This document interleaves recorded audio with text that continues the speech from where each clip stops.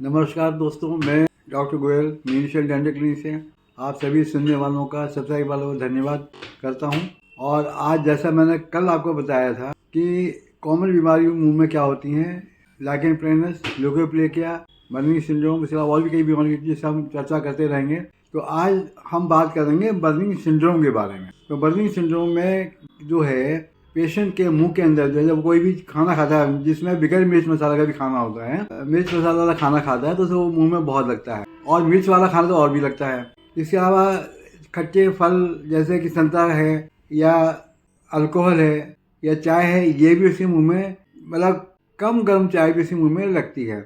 इसको हम burning syndrome कहते हैं। इसमें क्या होता है कि जो मसूड़ा हुआ, टंग हुई, तालू हुआ, गाल हुआ, इसकी खाल पतली हो जाती है, और पतली होने की वजह से उसमें जो है सेंसेशन बहुत ज़्यादा बढ़ जाता है। और ये बर्निंग सिंड्रोम महिलाओं में इन कंपेरिजन टू मेन ज़्यादा होता है, बल्कि आप समझिए कि 5 टाइम्स ज़्यादा होता है लेडीज़ में इन कंपेरिजन टू मैन।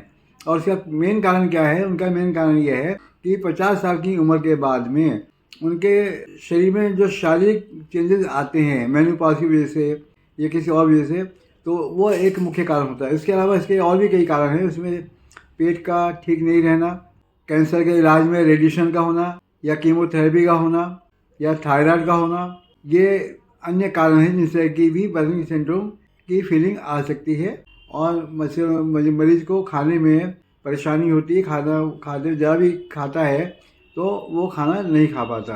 तो ऐसी कंडीशन जो है जब मरीज आता है, उसका एग्जैक्ट ये भी बताना चाहूँगा कि एग्जैक्ट कॉज क्या है वो अभी तक पता नहीं चल पाया कि कॉज क्या है। लेकिन अगर हम पेशेंट की हिस्ट्री लेते हैं और हिस्ट्री लेकर हम उनसे पूछते हैं कि आप क्या क्या करते हैं, जैसे कोई आदमी अल्कोहल लेता है या कॉफ़ी ज़्यादा पीता है, चाय ज़्यादा पीता है, तो उसको हम कहते हैं भाई चाय, कॉफ़ी या अल्कोहल आप बंद कीजिए, और खाने में जो है मिर्च मसाले का सेवन बंद कीजिए, दूध है, दही है, मट्ठा है, इसका सेवन ज़्यादा कीजिए।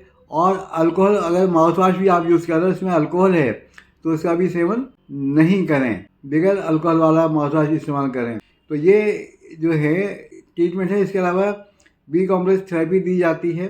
बी कॉम्प्लेक्स थेरेपी के अलावा मरीज से कहते हैं पानी खूब पिएँ, हाइड्रेटेड रहें, और बर्फ़ को चूसें। बीच में एक दो काटे नहीं, बर्फ़ को चबाना नहीं है, बर्फ़ को मुँह डाल करके धीरे धीरे चूसना है। तो ये एक ट्रीटमेंट है। इसके अलावा बी कॉम्प्लेक्स देते हैं। और यहाँ पे मैं ये भी बताना चाहूँगा कि ये बीमारी बर्निंग माउथ सिंड्रोम जो है 2-4 दिन में ठीक नहीं होते, इसमें 3-4 महीने लग जाते हैं, कभी कभी उससे भी ज़्यादा समय लग जाता है, और आपको धैर्य रखना पड़ता है।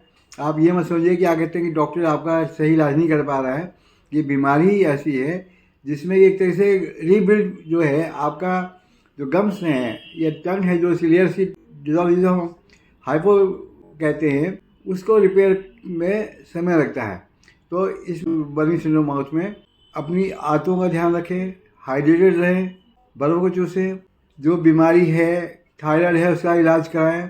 रेडिएशन अगर होता है तो रेडिएशन के ये एक तरह साइड इफ़ेक्ट्स हैं, वो धीरे धीरे जाएंगे। तो ये आपको मैंने आज बर्निंग माउथ सिंड्रोम के बारे में बताया। कल हम चर्चा करेंगे लाइकेन प्लेनस की। लाइकेन प्लेनस हुआ या ल्यूकोप्लेकिया हुआ, अगर इसका ट्रीटमेंट नहीं कराया तो एक तरह से ये प्री कैंसर स्टेज है ये, और अगर प्रॉपर ट्रीटमेंट नहीं होता तो बढ़ करके आपका मुक्का कैंसर बन सकता है। तो दोस्तों, आज की चर्चा यहीं पे। मेरा चैनल आप लाइक कीजिए, सब्सक्राइब कीजिए और शेयर कीजिए। मिलते हैं आपसे कल एक लाइकेन प्लेनस के बारे में। धन्यवाद।